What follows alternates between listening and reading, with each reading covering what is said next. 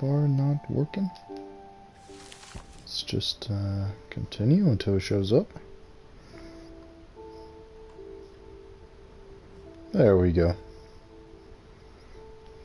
Wonderful.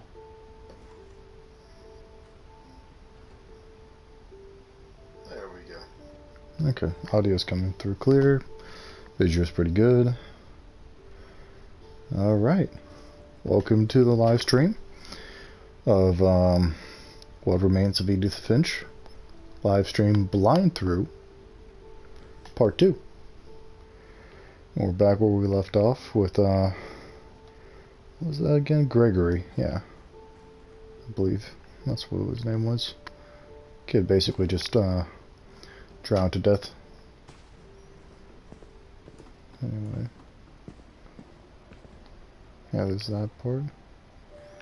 Before we go look at that, let's see if there's really anything else. I see that there's a way up, which I'm pretty sure we're going to be climbing, but anyway. Let's continue with the story. Sorry that it took me so long, guys. It's just, there was a lot of stuff that was going on. I had to get through some things. Okay, Gus. Let's see about Gus. A poem for Gus, who always said the wedding was a bad idea. Our father never hit us kids, at least not very hard, before the day my brother's dead before he'd see a wedding in our yard.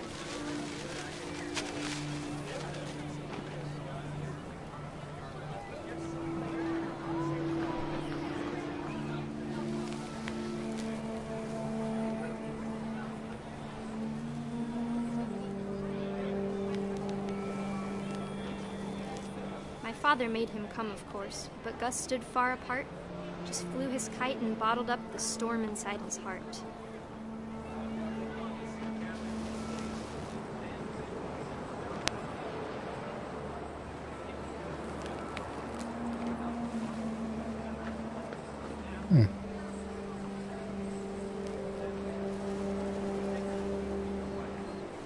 I tried to talk him out of it, but though he'd never met her, we don't need a stepmom, were the words that I now pronounce you husband and wife.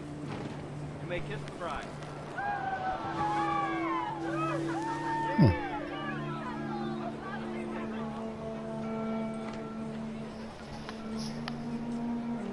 Interesting so far.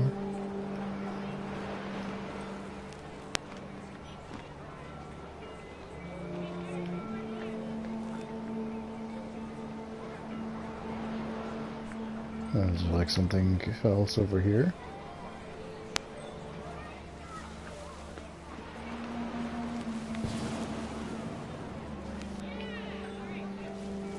Okay, alright. When the time for photos came, Dad ordered him to come here. But Gus declined, and as a sign held up his middle finger.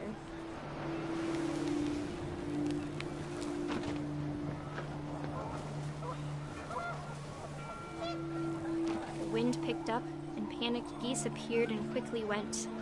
But all the humans did that day was go inside the tent.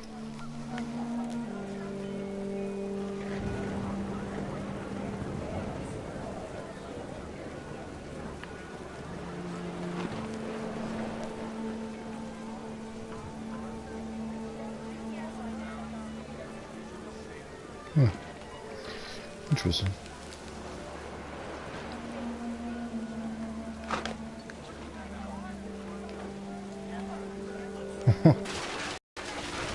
Oh, there we go. The rain came down in buckets then, but no one seemed afraid that nature might destroy the tent our dad had crudely made. The thunder sounded much too close and full of angry power.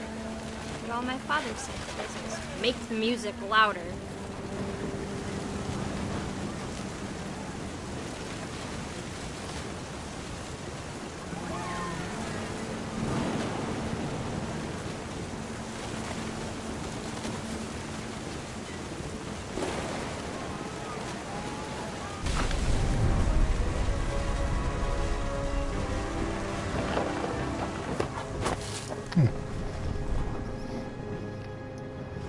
I wish that I could truly say I thought about you on that day. Out there on the beach alone, just you, the wind, sea and foam.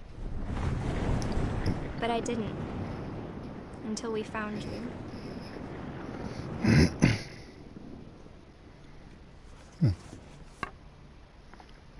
All right. Interesting. She never talked about him, but Mom told me once if I was a boy, they were going to name me Gus. Well, there you have it. That's what happened to Gus.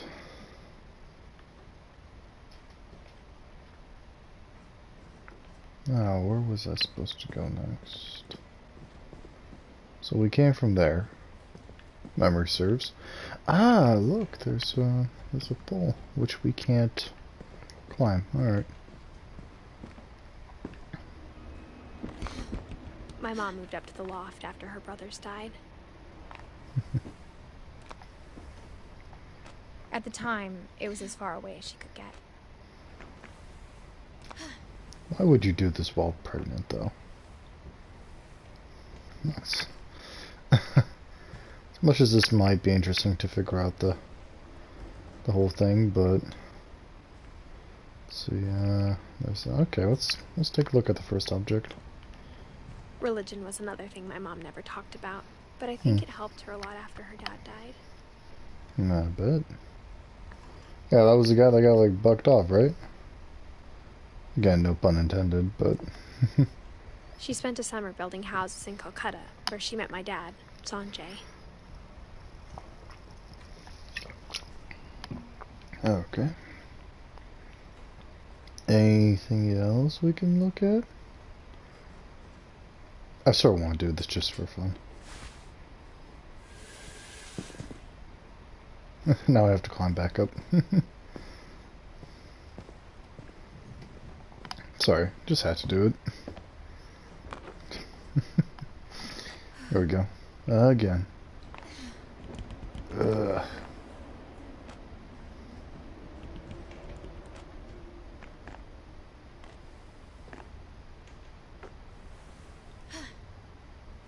Yep.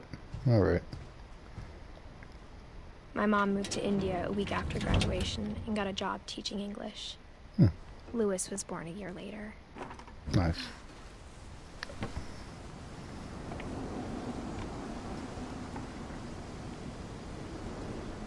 Okay.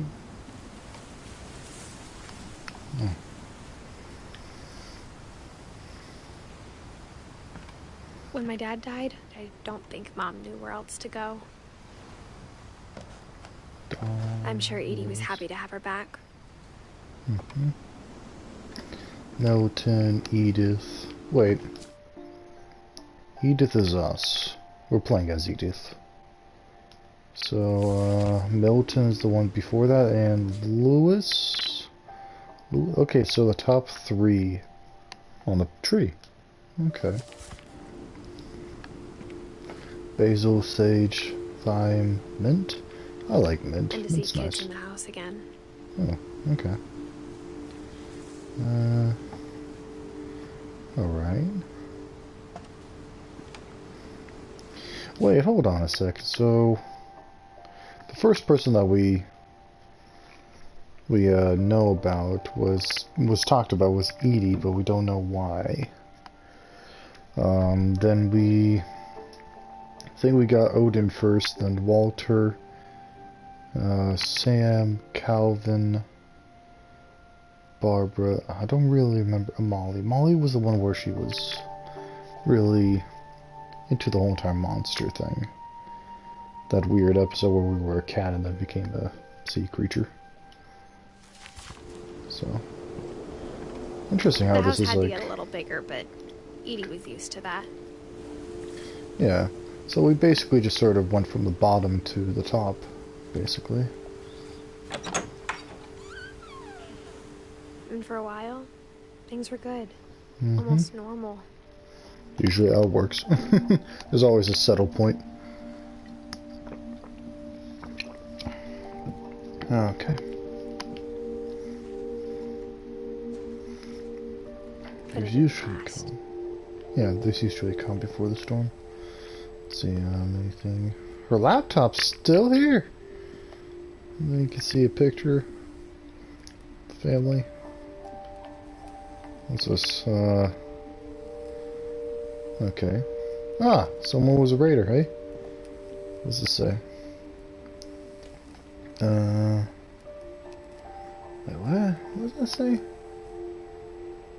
First Lutheran? Okay. Odin Finch. Nice, nice. Classification. Okay. Cool. The beginning of the end was Milton's 10th birthday, when Edie gave him a castle. Hmm.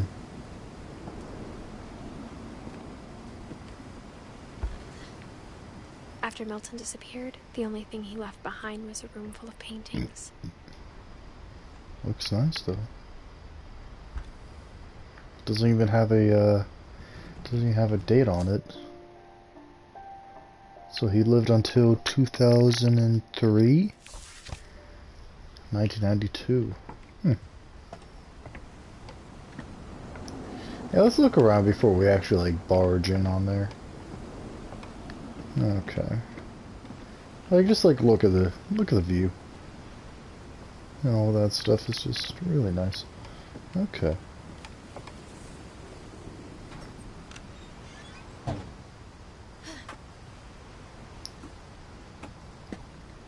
Another save point. I think Edie was happy to finally have another painter in the family. I'm just looking at the stuff first, like, oh, looks really nice. It's not really a painter though, it's more like a drawer, architect type person. Okay, there's that. Well, yeah. Yeah, we'll go up there just... Alright.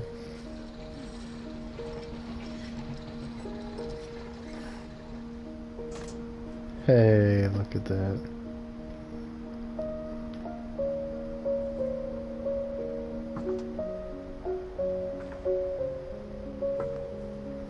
Milton, there we go.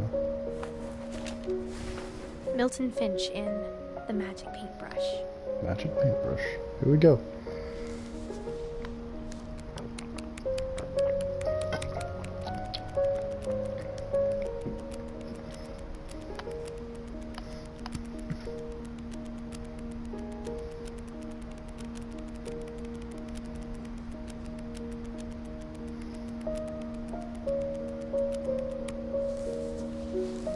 Oops. Didn't mean to stop it halfway through.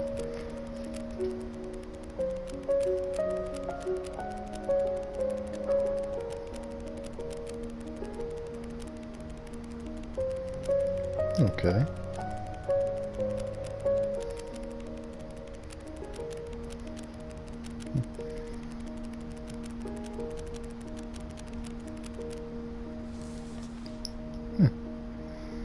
Well done.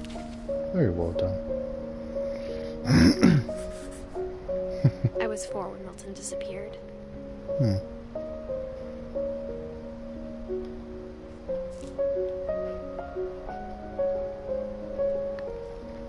Interesting. Alright. So I guess we just need to come back down. Alright. Here we go. Mom spent months searching for my brother. Then she sealed the doors. Maybe it was the one that finally got away. Right? You know? Whatever Milton had found in the house, Mom didn't want it getting out. Yeah. I wouldn't want anything to get out too. Okay, path that we didn't take before. Mom definitely blamed Edie, but I think Lewis blamed himself. So Lewis is like the last person After other he than... graduated, he just spent more and more time in his room. Yeah, other until than Mom Edie. got him a job at the cannery. Yeah, we just got Lewis and then probably Edith or Edie. And that should be basically it. Let's take a look at this first. Lewis. Everyone always told me to stay out of Lewis's room. Except Lewis. But look, it looks awesome. It has even an exit sign, interesting like artwork. I mean, come on. Can't tell me that it's terrible to look at. Oh, okay. I was just gonna take a look before I try the other way. Oh, the other way doesn't even. Yeah, it's broken. Okay. Okay.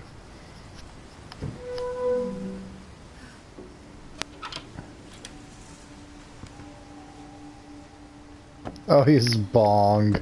A hookah. As it were. Lewis's room smelled very, very familiar. That part of him lived on. Yeah, because it was token up to some weed. No, I didn't ask to go out. What's wrong with you?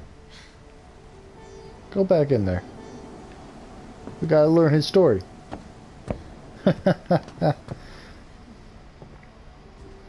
Love the music in this game. It's really nice.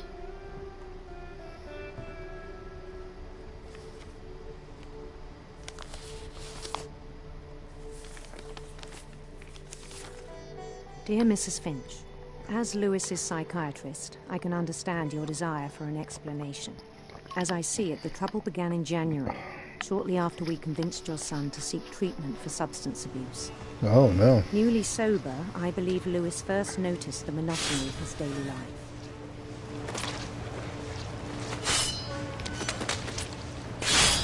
He kept working at the cannery, but he withdrew part of himself. In our sessions, I saw the same behavior. His mind began to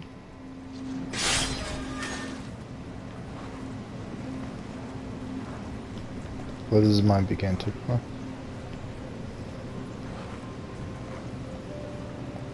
wander.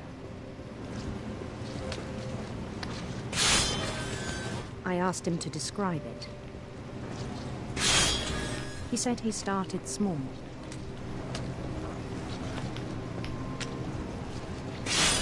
Imagining a labyrinth.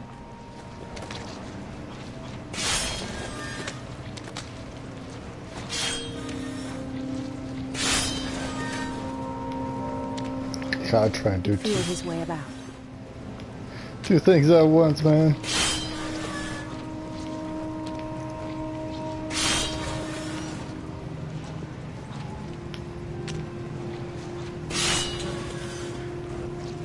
Then something moved. Bats. And toads.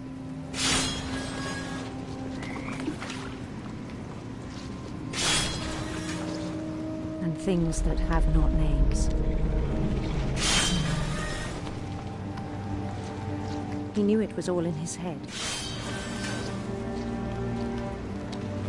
But he took it very seriously. I had hoped he'd find himself.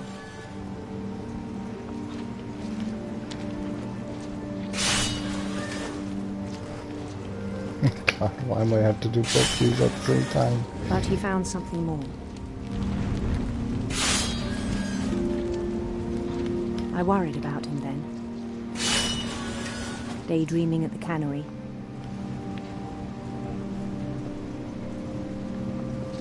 I spoke with his boss. But he said Lewis had become a model employee. Methodical, tireless, focused. Like a whole new Lewis. So I let him go on.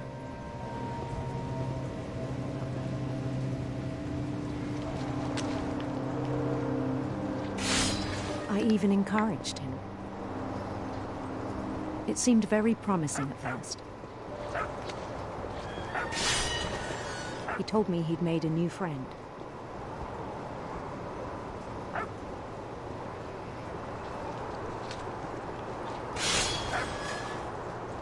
On the edge of a city he named Lewis Topia. He built the city up slowly, brick by brick. Then he made musicians.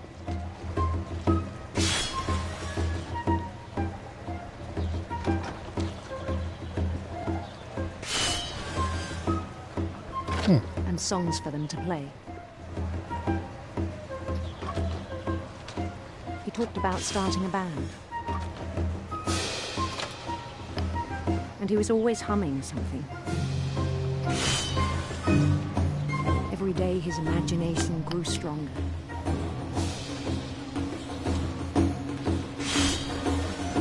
He no longer spoke at the cannery.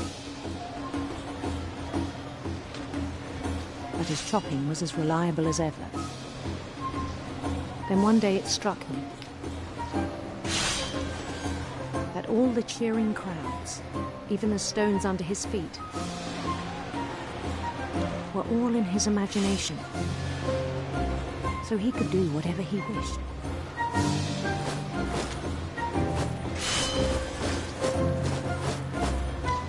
He held an election for mayor. And he won. They begged him to stay, but his mind was already wandering. It became a game for him.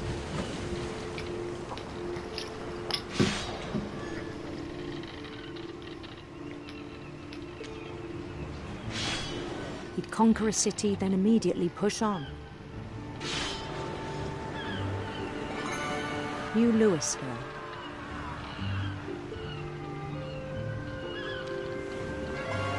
St. Louis. He started drifting away from our reality.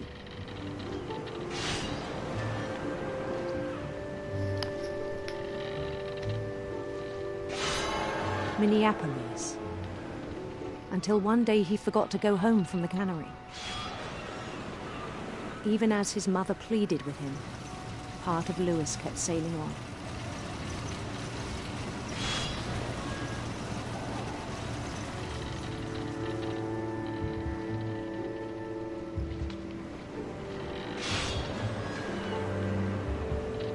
In Louisburg, he heard rumors of a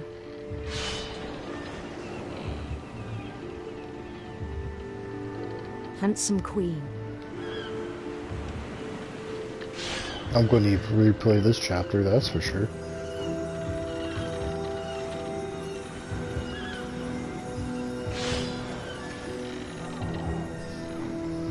The queen was on her own quest for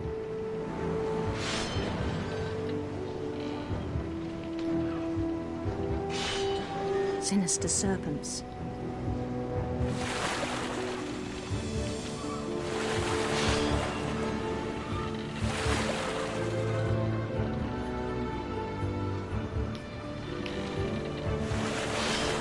He followed the sound of her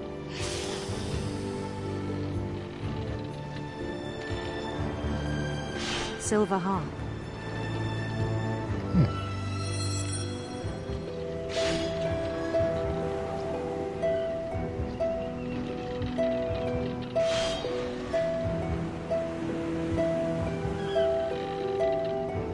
His chase led him to a golden palace east of the sun and west of the moon. Even then, his logic remained sound. He knew the world was all in his imagination.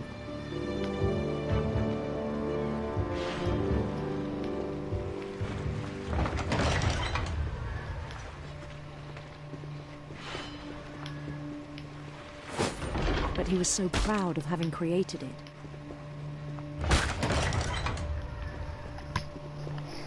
In his own eyes, he'd become something greater than a king.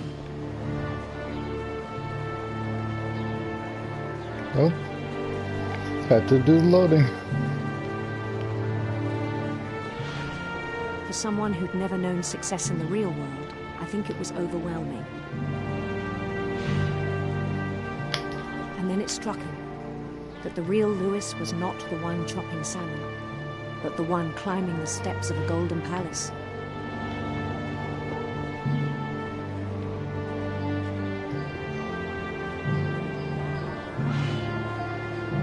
My imagination is as real as my body, he told me. It was hard to argue with him.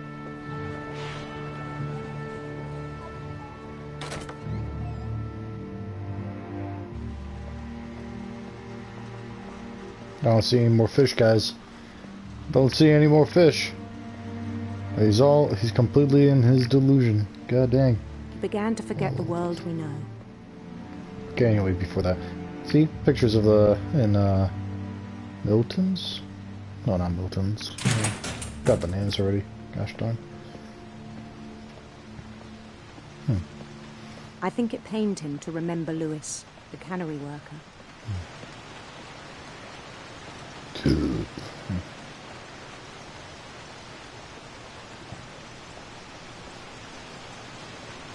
What? He began to despise the man with a royal contempt.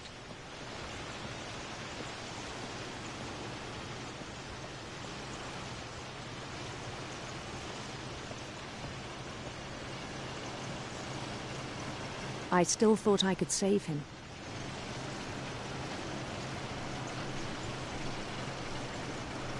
Even after he said he was being crowned king over all the lands of wonder.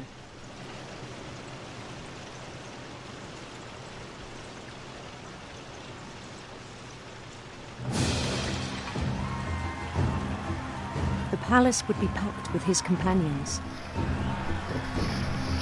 No faces, though.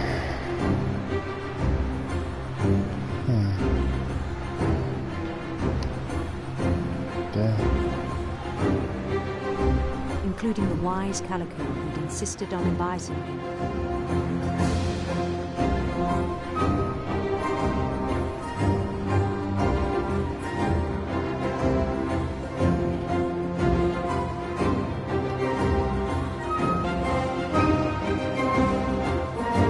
His queen waited, holding his crown.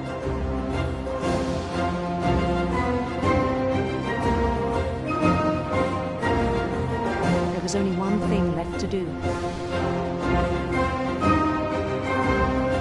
It's gonna end up so badly. He's full on his delusion, but what about the fish? He's gonna like chop off his own hand. No! That's a guillotine, look at that! Come... Oh, this is so bad! No! The rest I think you know. Mrs. Finch, your son was a kind man who will be missed by all of us who knew him. Oh, man.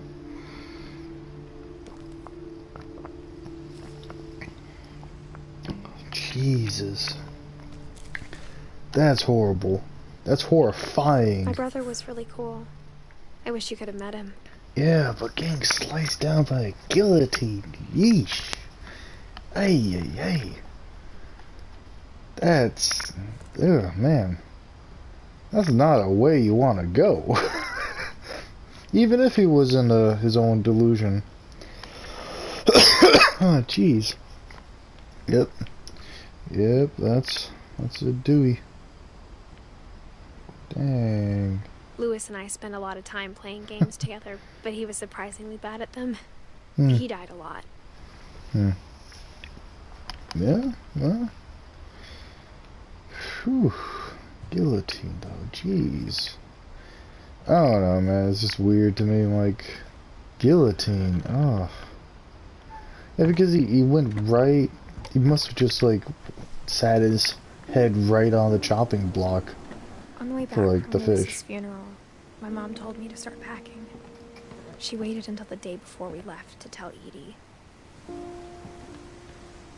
Yeah, but, like, Jesus Christ. I mean, think about it. Like...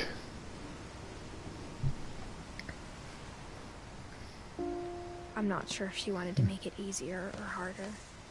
I don't know, man.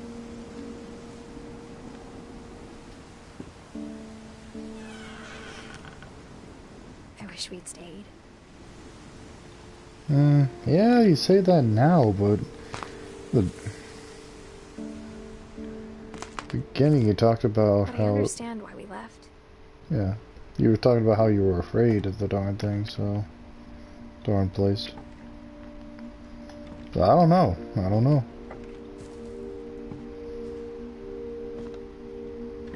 My mom ended up leaving everything behind.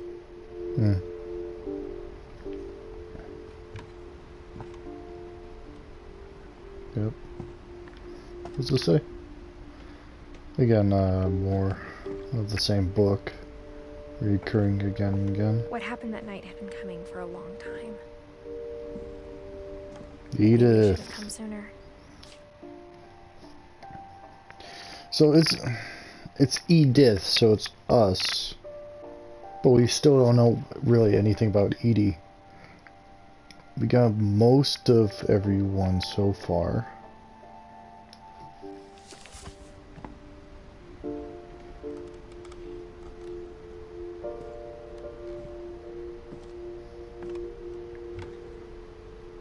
But it had to end one way or another. All that's left now is to tell you about that last night. Okay. Ooh, a nice little photo.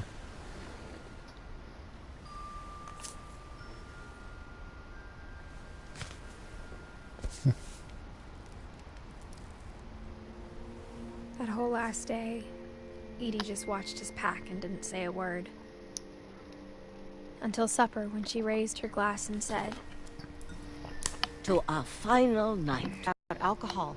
Some of your medications are very Edith, specific. I left a present for you in the hallway. Why don't you go open it? The grown-ups have to argue now. I'm sorry, you're right. We're all leaving tomorrow. Let's just enjoy our last... I'm not leaving. Edith, you're excused.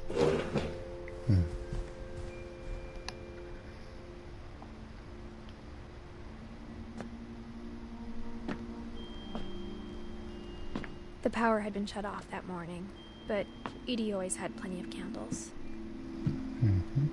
When my mom sealed the library, I don't think she knew about the other entrance.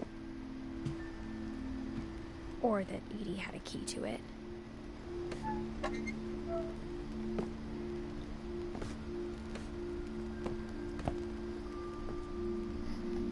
Loving the story though, gosh. The thing you're afraid of isn't going to end when you leave the house. So it's just like such a nice game. Like it really, they put a lot of effort into like the design, the shadows, just like everything just looks really nice. Like just the candle itself is brilliant with the shadow textures, in my opinion. It's just really nice. And for Christ's sake, it's like Edith has a free. right to know these stories. My children are dead because of your stories. Yeah, it's like it's free. You have no excuse not to, like, you know, look at these and I think it's best play this game. if Edith and I leave tonight. We'll have the nursing home send a van for you in the morning. Okay?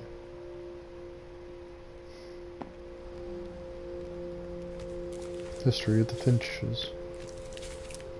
Dear Edith, there's so many stories I wish I could tell you, but there's only time for one. This is about what happened on the night you were born. That night, the tide went way, way out. It was the first and last time I ever saw the old house aground. There'd been an earthquake out in the middle of the ocean. They called it the lowest tide in 1,000 years. God, it smelled awful. I bet. I've seen that house every day of my life.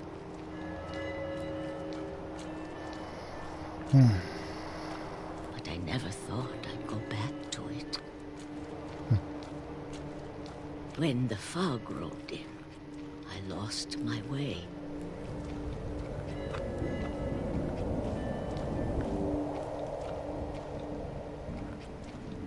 I got turned around.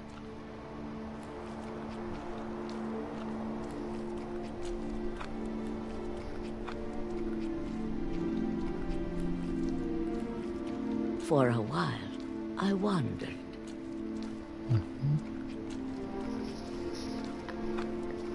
I started seeing things.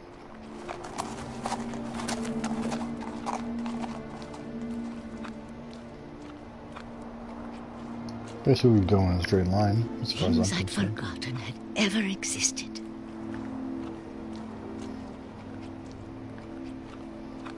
But when I saw them, they felt like old friends. That night, a lot of things came back to me. Or maybe I came back to them. Yeah, it seemed like that.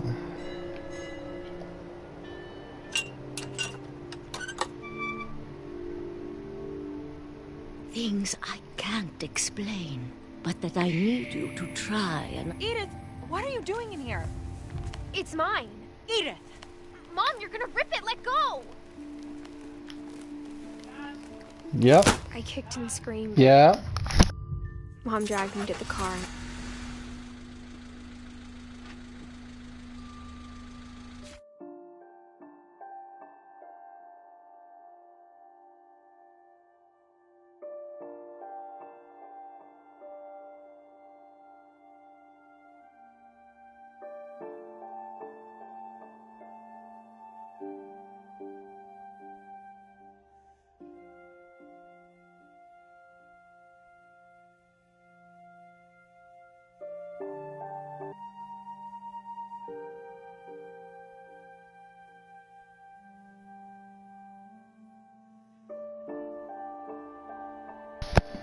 Okay. Sorry guys, we're gonna take like a 6 minute break. Gotta go do something. We'll be right back at it soon.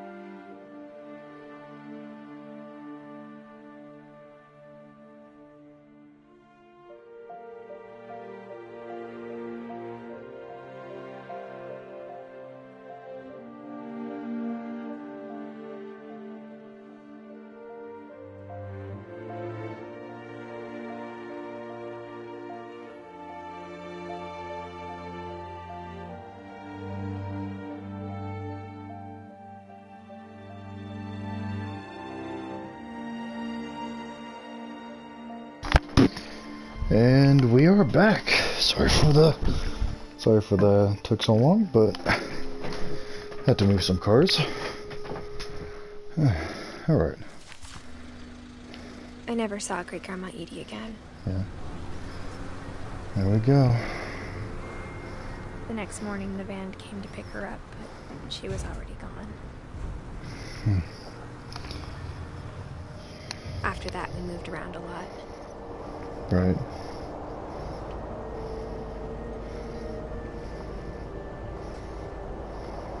We both tried to make the best of it.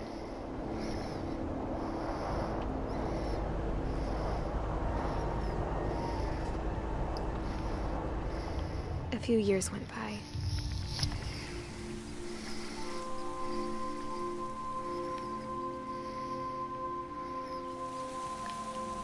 My mom didn't like to talk about it, but she started getting sick a lot. The rest... She got better for a while, and then she didn't.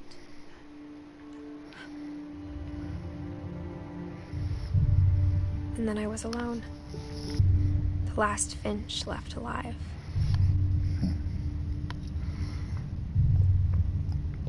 Until I found out about you. I'm still not sure what to tell you about all this. Right. If we lived forever, maybe we'd have time to understand things. But as it is, I think the best we can do is try to open our eyes. And appreciate how strange and brief all of this is. This journal was supposed to be for you. Oh, this is what's happening, eh? But now I hope you'll never see it. I just want to meet you and tell you all these stories myself. Okay. But I guess if you're reading this now, things didn't work out that way. This is weird. No. This is where your story begins. I'm sorry I won't be there to see it. It's a lot to ask, but I don't want you to be sad that I'm gone. I want you to be amazed that any of us ever had a chance to be here at all. Good luck.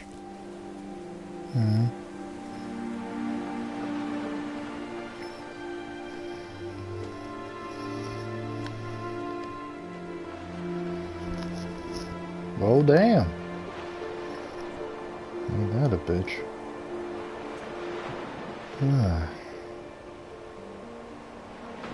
Well, there you go. Nice, nice. Oh.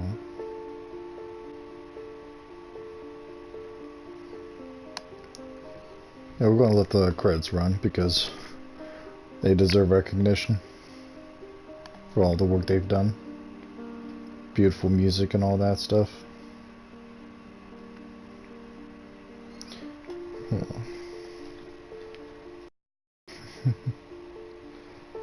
Oh yeah, everything ends. Trophy.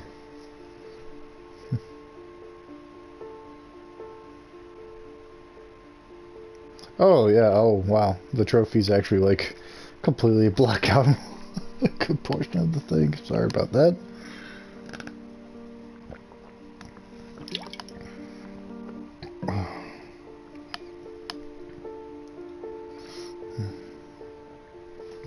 Yeah. I feel like we missed like one person from the book that they showed, you know.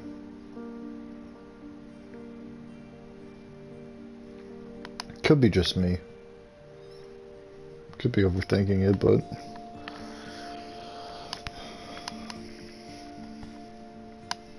man, it was hard dealing with like the fish and the moving with the left analog stick. Oh, thanks, Johanna. Okay, I'm going to see what that trophy's about.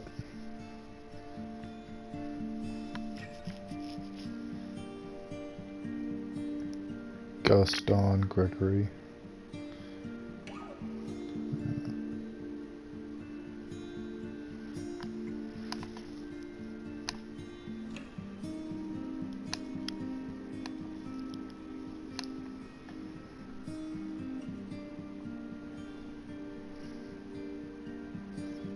There's the frog.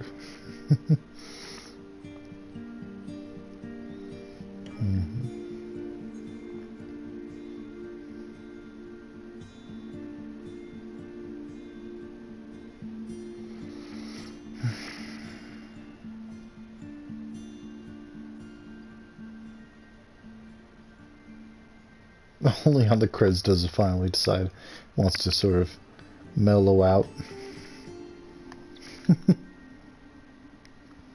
Talk about annoying.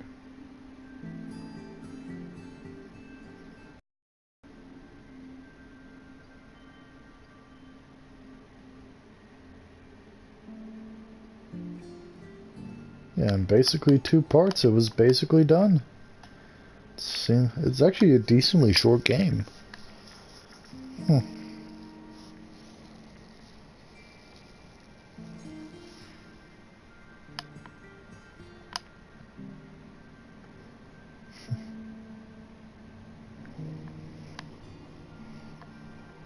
One of these like children pictures are actually of them, the people that are part of this game configuration. Nice. Yeah, playtesters, there you go. Nice. Good shout out, good shout out. Like, I was wondering if, like, those, the people that actually worked on it, Trick? No, my feet. Scared Life 2. Loving Memory, Lewis Finch. Alright, the Finch team. Awesome, awesome.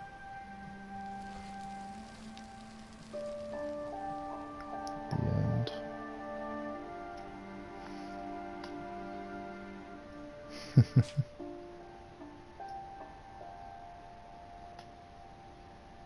To replay the story, yes.